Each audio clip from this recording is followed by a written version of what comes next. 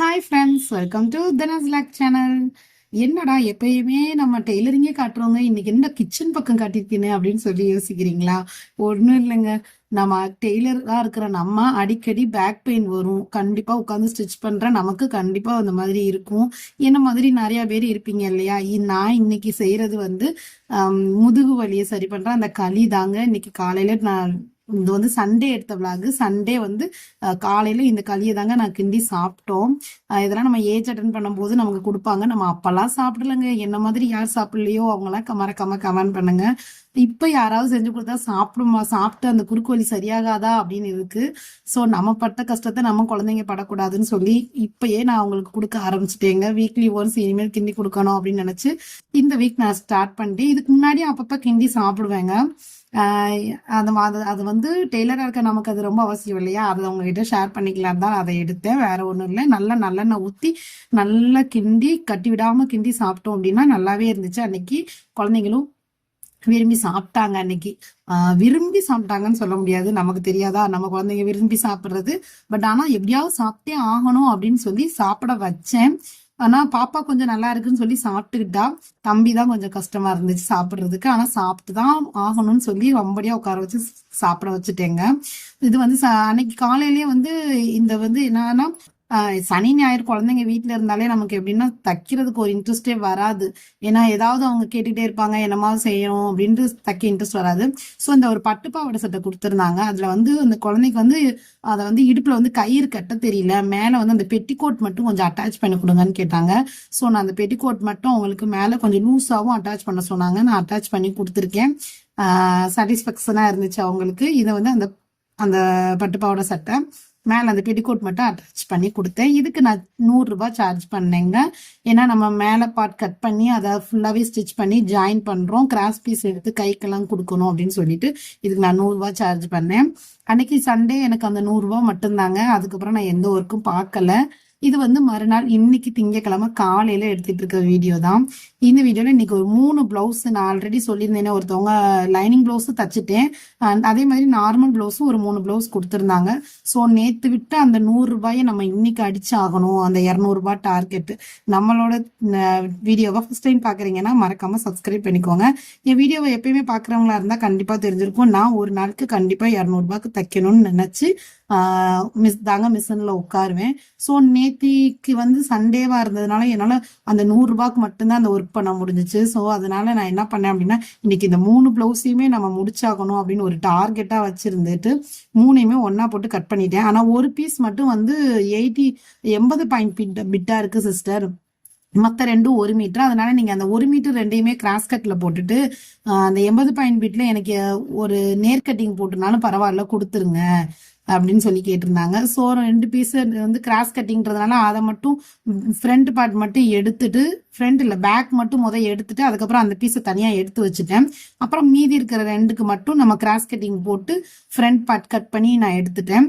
அதுக்கப்புறமா அந்த front part நம்ம கட் பண்ணோம் இல்லையா, அதை போட்டு அந்த இதுல எந்த இடத்துல நம்ம துணியை வந்து எக்ஸ்ட்ரா வருது வரல அப்படிங்கிறத பார்த்துட்டு கட் பண்ணுவோம்னு சொல்லி எடுத்து வச்சுட்டேன். ஸோ அதுக்கப்புறம் அந்த 80 பாயிண்ட் பிட்டை போட்டுட்டு நம்ம கட் பண்ணி வச்சிருக்கோம் இல்லையா ஃப்ரண்ட் பார்ட்டும் கையும், அதை வந்து கரெக்டாக அதில் பிளேஸ் பண்ணி எவ்வளோ தூரம் துணி பத்தலை, நம்ம வேற எந்த துணி அட்டாச் பண்ணலாம், எங்கே அட்டாச் பண்ணலாம்னு சொல்லி போட்டு அதுக்கப்புறம் தான் நான் அதை வந்து சரி பண்ணி கட் பண்ணி எடுத்தேன்.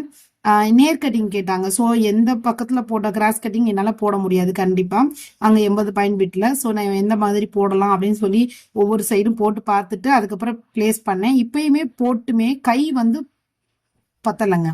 பாருங்க, கை துணிக்கு மேலே கொஞ்சம் கழுத்து பகுதி வருது. ஸோ கையை வந்து கீழே இறக்கிட்டேன். கையில் கீழே வந்து அட்டாச் பண்ணி நம்ம ஜாயின் பண்ணி திருப்பிக்கலாம் அப்படின்னு சொல்லிட்டு அவங்களுக்கு வந்து அந்த மாதிரி நான் பண்ணிட்டேன்.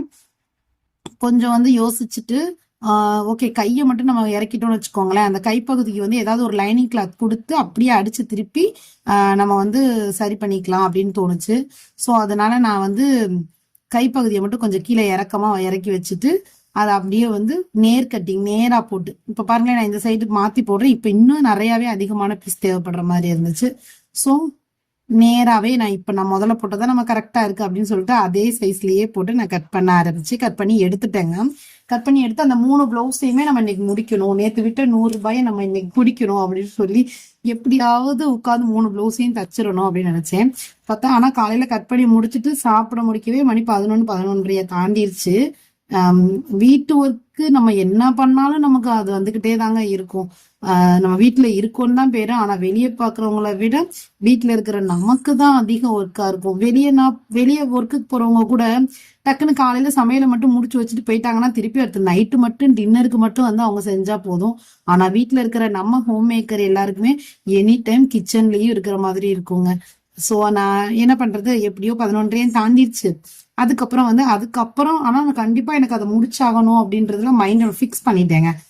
ஸோ அந்த 3 பிளவுஸையுமே பிரித்து தனித்தனியாக எடுத்து அடுக்கி வச்சுட்டு அதுக்கப்புறம் நம்ம அதை ஸ்டிச்சிங் பண்ணலாம் அப்படின்னு சொல்லி காலையில் எல்லாத்தையும் எடுத்து ரெடியாக வச்சுட்டேங்க.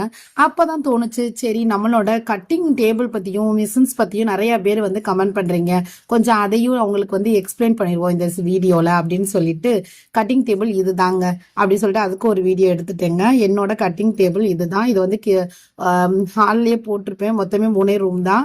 ஸோ அந்த இடத்துல நம்ம ஓரமாக வச்சுக்கிட்டோம்னு வச்சுக்கோங்களேன், கட்டிங் பண்ணும்போது முன்னாடி இழுத்து வச்சு கட்டிங் பண்ணிக்குவேன்.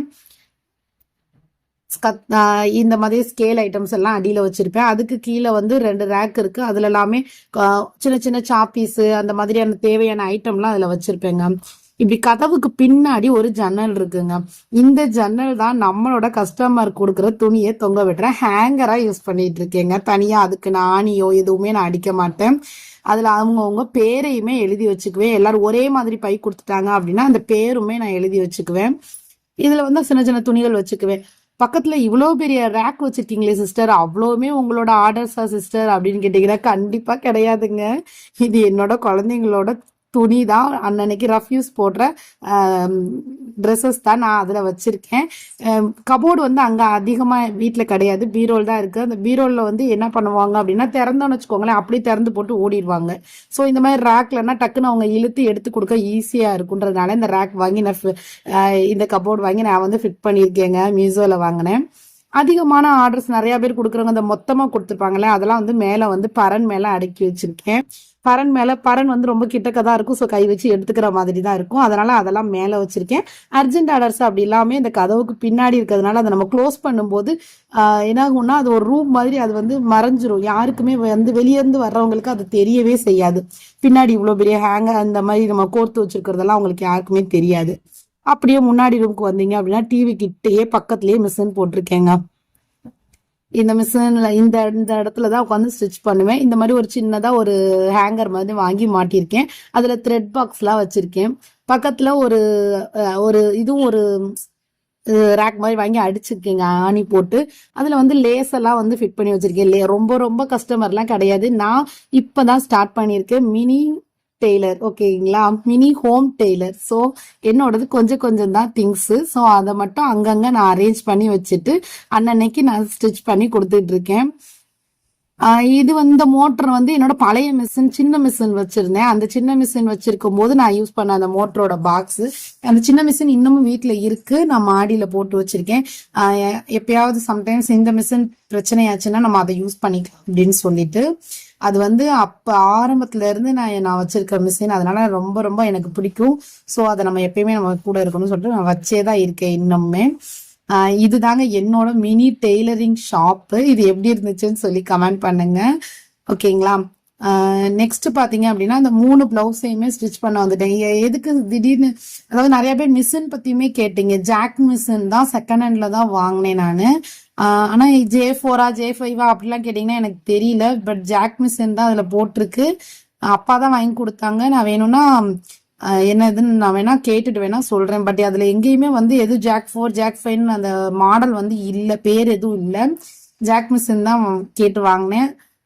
கம்ப்யூட்டர் சிஸ்டம் மாதிரியான மிஷின் தான், ஓகேங்களா. மோட்ரு வந்து தனியா வெளியே தெரியாது, உள்ளேயே அட்டாச்சு அந்த மாதிரி இருக்கிற மிஷின் தான் வாங்கியிருக்கேன் செகண்ட் ஹேண்ட்ல.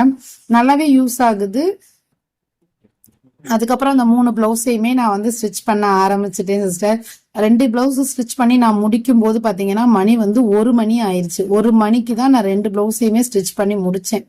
ஓகே. ஆனா ஒரே இதா உட்கார்ந்தே இருந்தோம்னு வச்சுக்கோங்களேன், ஷோல்டர்ல பெயின் வந்துரும். அப்புறமேட்டு கால் வலி, ஆல்ரெடி எனக்கு கால் வலி இருந்துகிட்டு தான் இருக்கு.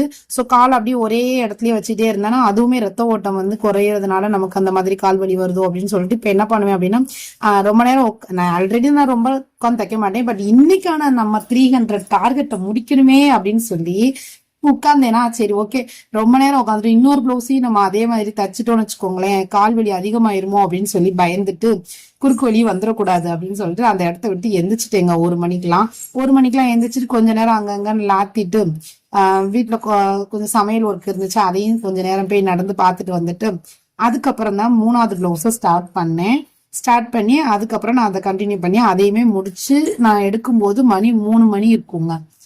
பாருங்க, கரெக்டா இருந்துச்சு அளவு. 2 பிளவுஸ் முடிச்சிட்டேன். இது 3rd பிளவுஸ். அதுக்கான நூலெல்லாம் மாட்டி சரி பண்ணி வச்சுட்டேன். 1 மணி ஆயிடுச்சு நான் இதை எடுத்து வைக்கும் போது. இந்த என்னோட டெய்லரிங் ஷாப் எப்படி இருந்துச்சுன்னு சொல்லி மறக்காம எனக்கு கமெண்ட் பண்ணுங்க. என்னோட வீடியோஸ் நிறைய பேர் சப்போர்ட் பண்றீங்க. விளாக் ரொம்ப பிடிச்சிருக்குன்னு சொன்னீங்க, ரொம்ப ரொம்ப நன்றி. இந்த மாதிரி கமெண்ட் பார்க்கும்போது இன்னும் அடுத்தடுத்த வீடியோஸ் போறதுக்கு எனக்கு மோட்டிவேஷனலா இருக்கும். ஸோ மறக்காம எனக்கு கமெண்ட் பண்ணுங்க, ஓகேங்களா? வீடியோவை இப்பதான் ஃபர்ஸ்ட் டைம் பாக்குறீங்கன்னா மறக்காம சப்ஸ்கிரைபும் பண்ணிக்கோங்க. அடுத்து 3rd பிளவுஸையும் ஸ்டிச் பண்ணிட்டேங்க. அந்த கைக்கெல்லாம் வந்து அட்டாச் பண்ணி துணியை அட்டாச் பண்ணி கொடுத்து திருப்பி எடுத்து அவங்களுக்கு நீட்டா ஃபினிஷ் பண்ணிட்டேன். இந்த பிளவுஸ் 3யுமே நான் ஃபினிஷ் பண்ணிட்டேன். இன்னைக்கு என்னோட டார்கெட் 300 கம்ப்ளீட். தேங்க்ஸ் ஃபார் வாட்சிங்.